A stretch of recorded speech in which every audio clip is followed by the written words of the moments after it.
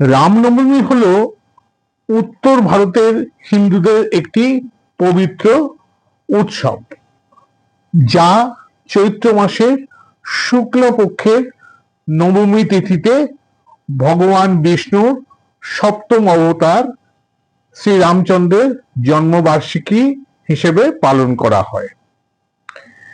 হিন্দু যুগচক্রের দ্বিতীয় যুগ অর্থাৎ ত্রেতা যুগে অযোধ্যার সূর্যবংশীয় রাজা দশরথ ও রানী কৌশল্যার পুত্র হিসেবে রামের জন্ম। অশুভ শক্তির বিনাশ ও ধর্ম প্রতিষ্ঠার প্রতীক হিসেবে এই দিনটি অত্যন্ত ভক্তিভরে উদযাপন করা হয়। কিন্তু আমাদের বাঙালি হিন্দু সমাজে রাম আমাদের কাছে দেবতা হিসেবে যতটা না পূজিত, তার চেয়ে অনেক বেশি একটি পৌরাণিক চরিত্র হিসেবে স্বীকৃত। কেননা আমরা তাকে রামায়ণের একটি মুখ্য চরিত্র হিসেবেই জানি। তাই সেই অর্থে বঙ্গ সমাজে আমাদের আরাধ্য দেবতা হিসেবে পূজিত হন না। তিনি আমাদের কাছে, যেটা বললাম, রামায়ণের একটি চরিত্র মাত্র। সে যাই হোক, আমি কোনো বিতর্কে যেতে চাই না। চলো বন্ধুরা, এবার আমরা চলে যাই মূল ভিডিওতে, যেখানে আমি রামনবমী সম্বন্ধে কিছু কথা তোমাদের বলবো। চলো।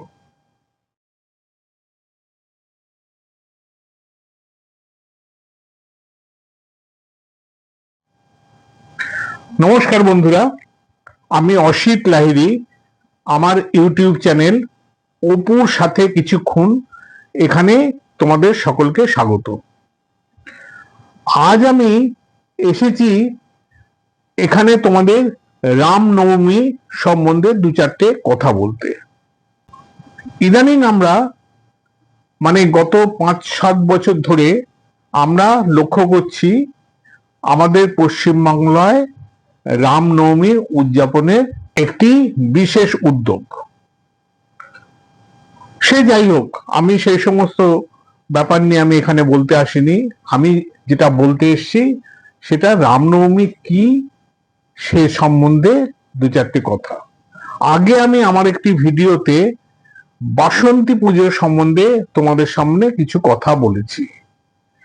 পরবর্তী পর্যায়ে বলেছি দেবী অন্নপূর্ণা সম্বন্ধে কিছু কথা, সেটাও একটা ভিডিও আকারে। কিন্তু আজ আমি তোমাদের সামনে উপস্থিত করব তৃতীয় পর্যায়ের ভিডিও, রাম মন্দির বা রামনবমী। কথা হচ্ছে তৃতীয় পর্যায় কেন? কারণ চৈত্র মাসে শুক্লা তিথিতে বাসন্তী পুজো, অন্নপূর্ণা পুজো এবং রামনবমী তিনটে পরপর 3 দিন হয়। শুক্লা পক্ষের সপ্তমী তিথিতে প্রথমে হয় বাসন্তী পুজো, ঠিক তার পরের দিন অর্থাৎ অষ্টমীতে হয় অন্নপূর্ণা পুজো, এবং তারও পরের দিন নবমী তিথিতে হয় রামনবমী বা রামের জন্ম উৎসব।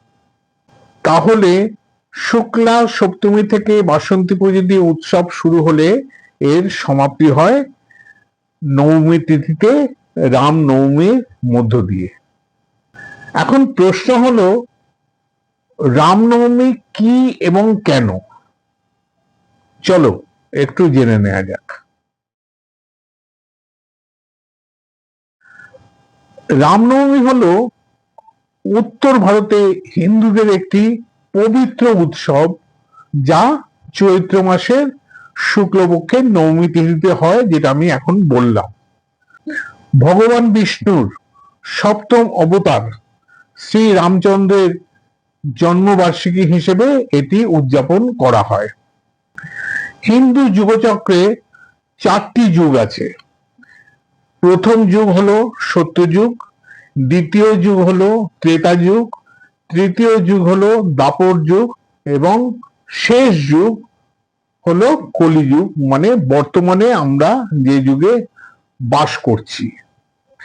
তা এই হিন্দু যুগচক্রের দ্বিতীয় যুগ অর্থাৎ ত্রেতা যুগে অযোধ্যার সূর্যবংশীয় রাজা দশরথ ও রানী কৌশল্যার পুত্র হিসেবে রামের জন্ম।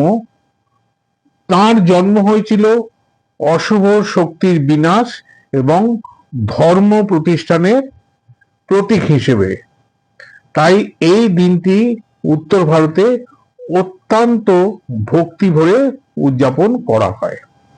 কিন্তু আমরা বাঙালিরা হিন্দু সমাজে রামকে আমরা আরাধ্য দেবতা হিসেবে ততটা পুজো করি না, যতটা না তাকে আমরা একটি পৌরাণিক চরিত্র হিসেবে মানি। সেই অর্থে রামচন্দ্র আমাদের কাছে আরাধ্য দেবতা হিসেবে পূজিত হন না, বরং তিনি আমাদের কাছে রামায়ণের একটি মুখ্য চরিত্র হিসেবে প্রতিষ্ঠা পেয়েছেন। সে যাই হোক, সে সমস্ত বিতর্কের মধ্যে আমি যেতে চাই না। আমরা হিন্দু বাঙালিরা সাধারণভাবে শক্তির উপাসক বা নারী শক্তির পূজারী।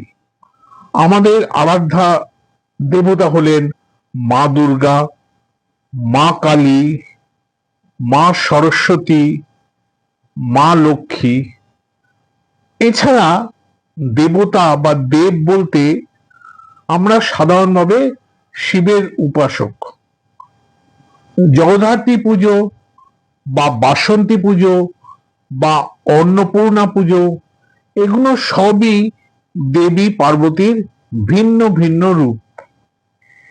এর বাইরে অন্যান্য দেব বা দেবীর প্রচলন বঙ্গ সমাজে সেভাবে নেই। একদম নেই বললে ভুল হবে, কিন্তু সেগুলো আমাদের দৈনন্দিন জীবনে বা আমাদের সমাজে তত বেশি প্রচলিত নয়। যেমন ধরো মা ষষ্ঠী বা মা শীতলা, কার্তিক, গণেশ বা ভগবান বিষ্ণু, এই সমস্ত পুজো বিক্ষিপ্তভাবে সমাজে হলেও সেটা নিয়ে আমাদের তত মাতামাতি বা উদ্দীপনা দেখা যায় না। এছাড়া বঙ্গজীবনে বিশ্বকর্মা পুজোর চল থাকলেও সাধারণত শ্রমজীবী মানুষ বা কলকারখানার মধ্যেই সেটা সীমাবদ্ধ থাকে। পশ্চিম ভারতে গণপতি বাপ্পা বা গণেশ পুজোর চল খুবই বেশি, বিশেষ করে মহারাষ্ট্র এবং কর্ণাটকে। আর দক্ষিণ ভারতে কার্তিক পুজোকে মুরুগান বা সুব্রমণ্যম বলে পুজোর প্রচলন আছে। ঠিক এই একইভাবে উত্তর ভারতে আছে রামের পুজো বা রামনবমী উৎসবের ঐতিহ্য। রামায়ণের কাহিনী অনুসারে অযোধ্যার রাজা দশরথের কোনো সন্তান ছিল না, মানে পুত্র সন্তান ছিল না। তখন তিনি পুত্র সন্তানের জন্য ঋষি বৈশিষ্ট্যের পরামর্শে তিনি পুত্রেষ্টি যজ্ঞ করেন। যজ্ঞ করেছিলেন ঋষ্যশৃঙ্গ মুনি এবং যজ্ঞ শেষে তাঁর আশীর্বাদ স্বরূপ পায়েস একটি পাত্র করে রাজা দশরথের 3 রানী কৌশল্যা, কইকেয়ী ও সুমিত্রাকে খেতে দেন। সেই আশীর্বাদ প্রাপ্ত পায়েস 3 রানী গ্রহণের পরে যথাসময় চৈত্র মাসের শুক্লপক্ষের নবমী তিথিতে রানী কৌশল্যার গর্ভে শ্রীরামচন্দ্র জন্মগ্রহণ করেন এবং পরে কইকেয়ীর গর্ভে ভরত এবং সুমিত্রার গর্ভে যমজ সন্তান অর্থাৎ দুটো সন্তান লক্ষণ ও শত্রুঘ্ন জন্মগ্রহণ করেন। রামের জন্ম হয়েছিল পৃথিবীতে অশুভ শক্তির বিনাশ করে ধর্মের প্রতিষ্ঠা করার জন্য। তাই হিন্দু বিশ্বাস অনুযায়ী রামনবমী সত্য, ন্যায়পরায়ণতা এবং আদর্শ রাজার প্রতীক। ভক্তরা এই দিন উপবাস করেন, রামায়ণ পাঠ করেন এবং রামের জন্মকথা বা রামচরিত শ্রবণ করেন। অনেক স্থানে বিশেষ পূজা অর্চনা হয়, যজ্ঞ হয় এবং রামের জন্মদিন উপলক্ষে সুসজ্জিত রথযাত্রা বের হয়। আবার আমাদের যে চৈত্র মাসে যে বসন্তকালে যে দুর্গাপুজো হয়, সেই বসন্ত নবরাত্রির এটি হচ্ছে নবম বা শেষ দিন। এই দিনে গুরুত্বপূর্ণ বা প্রধান উৎসবটি হয়ে থাকে অযোধ্যা ধামে উত্তরপ্রদেশে নবনির্মিত রাম মন্দিরে। সেই দিন অযোধ্যা মন্দির খুব সুন্দর করে আলোর মালা দিয়ে সাজানো হয় এবং অনেকেই সেদিনকে অযোধ্যায় পবিত্র সরস্বতী নদীতে ডুব দিয়ে তারপরে রাম মন্দিরে পুজো দিতে যান। হাজার হাজার লক্ষ লক্ষ নরনারী সেদিনকে সেখানে উপস্থিত হয়ে তাদের পূজা সেখানে অর্পণ করেন বা সেই অনুষ্ঠানে সমবেত হন। সারা ভারতে অসংখ্য রাম মন্দির আছে এবং সমস্ত জায়গায় যথেষ্ট মর্যাদা সহকারে রাম, সীতা, লক্ষণ এবং হনুমানকে নিয়ে বিশেষ শোভাযাত্রাও বের করা হয়। রামনবমী উৎসব উদযাপন শুরু হয় সূর্য দেবতা প্রসন্ন করে ভোরবেলা জল নিবেদনের মাধ্যমে। যেটা আমি আগেই বলেছি, সূর্যবংশীয় রাজা ছিলেন দশরথ এবং তারই পুত্র রাম, তাই সূর্যের পুজো দিয়ে রামনবমী শুরু হয়। কিংবদন্তি অনুসারে রামের জীবন সম্পর্কে রামায়ণে উল্লেখিত কয়েকটি প্রধান শহরে বিশেষ বিশেষ উৎসব উদযাপন করা হয়। এর মধ্যে প্রধান হলো, যেটা আমি এক্ষুনি বললাম, অযোধ্যা উত্তরপ্রদেশে রাম মন্দির। এছাড়া রয়েছে দক্ষিণ ভারতে রামেশ্বরম তামিলনাড়ুতে অবস্থিত, তেলেঙ্গানা প্রদেশে রয়েছে ভদ্রাচলম, সেখানেও একটি বিরাট রাম মন্দির আছে, এবং বিহারে আছে সীতামারি, যেখানে রাম সীতার পুজো করা হয়। কিছু স্থানে রথ, শোভাযাত্রা এবং অন্যান্য নানাভাবে এই উদযাপন করা হয়ে থাকে। আবার অনেক স্থানে এই দিনে রাম সীতার বিবাহবার্ষিকী হিসেবেও উদযাপন করা হয়। উৎসব রামের নামে হলেও উৎসবে কিন্তু লক্ষণ, সীতা এবং হনুমানকেও শ্রদ্ধা জানানো হয়ে থাকে। উড়িষ্যা, ঝাড়খণ্ড এবং পশ্চিমবঙ্গের মতন পূর্ব ভারতীয় রাজ্যে জগন্নাথ মন্দির এবং আঞ্চলিক বৈষ্ণব সম্প্রদায়ে রামনবমী পালন করে, এবং যখন আষাঢ় মাসে জগন্নাথ দেবের রথযাত্রা হয় তার প্রস্তুতি করার দিন হিসেবে এই রামনবমীটাকে উদযাপন করা হয় বা সেদিন থেকে রথ তৈরির অনুষ্ঠান শুরু করা হয়। ইস্কন সহ বিভিন্ন মন্দিরে, মানে ইস্কনের মন্দিরে, ইস্কনের তো বহু জায়গায় মন্দির আছে, তার সন্ন্যাসীরা এবং বৈষ্ণবরা এদিনকে উপবাস করেন। আমাদের পশ্চিমবঙ্গ বেশ কিছু বিখ্যাত রাম মন্দির আছে, তার মধ্যে প্রধান আমাদের কলকাতা শহরেই আছে, যেটি হলো চিত্তরঞ্জন এভিনিউ, এবং সেটা আমাদের মহাত্মা গান্ধী মেট্রো রেলের সন্নিকট। এটা হচ্ছে গিরিশ পার্ক মেট্রো এবং মহাত্মা গান্ধী মেট্রোর মধ্যবর্তী স্থানে অবস্থিত, এবং যেই জায়গাটার নাম রাম মন্দির নামেই বিখ্যাত হয়ে গেছে। এটির ঠিকানা হলো 186 নম্বর চিত্তরঞ্জন এভিনিউ, কলকাতা 7,07,000। মন্দিরটি একটি সুপরিচিত এবং ভেতরটি অত্যন্ত শান্ত সুন্দর একটি মন্দির। ভেতরটি খুবই প্রশস্ত এবং অত্যন্ত মনোরম। ভক্তদের বসে প্রার্থনা করার খুব সুন্দর ব্যবস্থা আছে। এখানে আছে প্রধানত রাম দরবার, শিবলিঙ্গ, গণেশ, লক্ষ্মী এবং সরস্বতীর মূর্তি। এই মন্দিরটি খোলা থাকে সকাল 6টা থেকে দুপুর 12টা পর্যন্ত এবং আবার বিকেল বেলা 4টে থেকে খোলে এবং রাত্রি 9টা অবধি খোলা থাকে। প্রতিদিন সন্ধেবেলা 7:30টা থেকে 8:30 অবধি এখানে ভজন এবং গান সমস্ত মানে রাম গীতি যাকে বলতে পারি সেগুলো অনুষ্ঠিত হয়ে থাকে। নিউ টাউনে আমাদের একটি নবনির্মিত রাম মন্দির আছে। এখানেও সন্ধ্যেবেলা ভজন এবং কীর্তন হয়। আর এখানে একটি বিশেষত্ব, যেহেতু এখানে অনেক বিশাল বড় জায়গা, এখানে আছে একটি বিশাল বড় হনুমান মূর্তি যেটা প্রায় 151 ফুট উঁচু। আমাদের হাওড়াতে একটি জায়গা আছে, তোমরা হয়তো সবাই তার নাম শুনেছো, রাম রাজাতলা। এই রাম রাজাতলার নামটা এসছে এই রাম মন্দির থেকে। তার কারণ এখানে যে রাম মন্দিরটি আছে এটি 300 বছরের পুরনো, যা এই সাঁতরাগাছির জমিদার অযোধ্যা রাম চৌধুরী কর্তৃক প্রতিষ্ঠিত।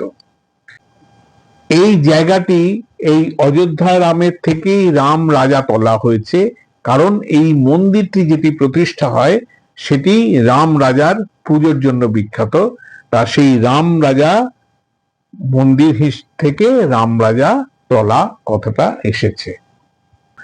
এই মন্দিরে রামনবমী শুরু হওয়া থেকে তার উৎসব এবং মেলা চলে শ্রাবণ মাসের শেষ সোমবার পর্যন্ত, প্রায় 4 মাস ধরে। এটি পশ্চিমবঙ্গের অন্যতম দীর্ঘ এবং বিখ্যাত মেলা। এখানে রাম সীতার সাথে সরস্বতী পুজোরও মেলবন্ধন দেখা যায়। কলকাতা ছাড়াও দুর্গাপুরে একটি সুদৃশ্য রাম মন্দির আছে, যেটা ব্যবসায়ী সংস্থা গোয়েঙ্কা গ্রুপ দ্বারা পরিচালিত এবং সম্পূর্ণ সাদা মার্বেল পাথর দিয়ে এই মন্দিরটি তৈরি করা হয়েছে। এছাড়া মেদিনীপুরে রঘুনাথ বাড়ি, তমলুক রাজবাড়ির লাগোয়া রামজি দেওল মন্দির বহু পুরনো। নদিয়াতে আছে 250 বছরের বেশি পুরনো রাম মন্দির। পশ্চিম মেদিনীপুরের ঘাটালে, ক্ষীরপাই এবং অন্যান্য অঞ্চলেও একটি প্রাচীন মন্দির আছে বলে শোনা যায়, যদিও আমি সচক্ষে দেখিনি। সম্প্রতি মুর্শিদাবাদে বহরমপুরে নতুন রাম মন্দির নির্মাণের শিলান্যাস হয়েছে। আমাদের পশ্চিমবাংলায় যেমন রাম মন্দিরের প্রচলন বেড়েছে, তেমনি পৃথিবীর বিভিন্ন দেশেও আজকাল রাম মন্দিরের বা রামনবমী উদযাপনের একটা প্রসারতা দেখা যায়। সেই সমস্ত স্থানে ভারতীয় হিন্দুদের মধ্যেও, বিশেষ করে প্রবাসী ভারতীয় হিন্দুরা, যেমন Sri Lanka, Bhutan, Nepal, Pakistan, Bangladesh, Trinidad, Tobago, Guyana, Surinam, Jamaica এবং অন্যান্য ক্যারিবিয়ান দেশ ছাড়াও মরিশাস, মালয়েশিয়া, ফিজি, সিঙ্গাপুর এবং অন্যান্য দেশে এই উৎসব পালন হয়ে থাকে। তা বন্ধুরা, এই হলো রাম মন্দির সম্বন্ধে আমার সংক্ষিপ্ত তথ্য। তোমাদের এটা কেমন লাগলো তোমরা আমাকে জানাবে। আমি আগেও তোমাদের অনুরোধ করেছি আমার এই ইউটিউব চ্যানেল অপুর সাথে কিছুক্ষণ, এখানে তোমরা যারা এখনো সাবস্ক্রাইব করনি তারা সাবস্ক্রাইব করবে। সাবস্ক্রাইব করলে যে প্রধান সুবিধে সেটা হলো আমি যখনই কোনো নতুন ভিডিও আপলোড করব তখন তোমরা সরাসরি সেটা দেখতে পাবে। আর আমি একটা আরো নতুন নতুন ভিডিও তোমাদের সামনে উপস্থাপন করার জন্য অনেক উৎসাহ পাবো। আমার এই ভিডিও তোমাদের কেমন লাগলো তোমরা কমেন্টসের মাধ্যমে আমাকে জানাবে। ভালো লাগলে লাইক দেবে, বন্ধু বান্ধবদের মধ্যে, আত্মীয় স্বজনের মধ্যে আমার এই ভিডিওটা শেয়ার করে দেবে, যাতে তারাও এই সম্বন্ধে আমার এই কথাগুলো জানতে পারে, রামনবমীর সম্বন্ধে। আর শেষে বলবো, মানে যেটা বললাম আবার বলছি, আমার এই ইউটিউব চ্যানেল অপুর সঙ্গে কিছুক্ষণে তোমরা সাবস্ক্রাইব করে আমার সাথে থেকো, পাশে থেকো। তাহলে আপাতত আমি এখানে শেষ করলাম। সবাই ভালো থেকো, সুস্থ থেকো, পরে আবার দেখা হবে। আপাতত চলি, টাটা।